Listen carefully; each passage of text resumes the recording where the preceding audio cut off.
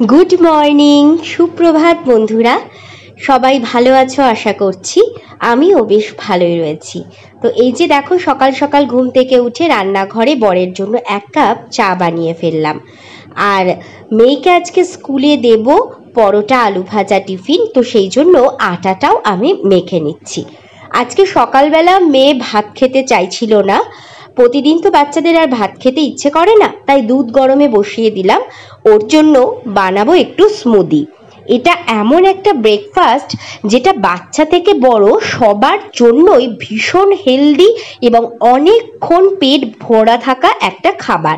তো রেসিপিটা আজকে তাড়াহুড়োয় শেয়ার করতে পারলাম না বন্ধুরা, অন্যদিন নিশ্চয়ই শেয়ার করব। তো মেয়ে স্কুলে বেরিয়ে যাওয়ার পর প্রতিদিনের মতো সেই রান্নাঘরে ঢুকে পড়লাম দুপুরের রান্নার জন্য। আর অনেকদিন পর আজকে শিলপাটায় মশলা করছি, কারণ কারেন্ট নেই বলে মিক্সি চালাতে পারছি না। তো আজকে রান্না হবে মোচার ঘন্ট, আরও সাথে অনেক কিছু হবে, দেখতে থাকো। তো আজকে আমি মোচার ঘন্টটা আলু দিয়ে করব। অনেক রকম ভাবেই রান্না করা যায়, তো আজকে করব আলু দিয়ে। প্রথমেই তেলে গোটা গরম মশলা, জিরে, কাঁচা লঙ্কা ফোড়ন দিয়ে আলুর টুকরোগুলো ভেজে তাতে আদা বাটা ও জিরে বাটা দিয়ে কষিয়ে নিয়ে সেদ্ধ করে একটু পাটায় বেটে রাখা মোচাটা দিয়ে ভালো করে মিক্স করেছি।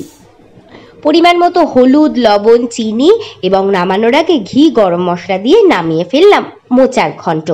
আর সাথে রান্না হচ্ছে আলু আর কোয়াশ দিয়ে পাতলা করে চিংড়ি মাছের ঝোল।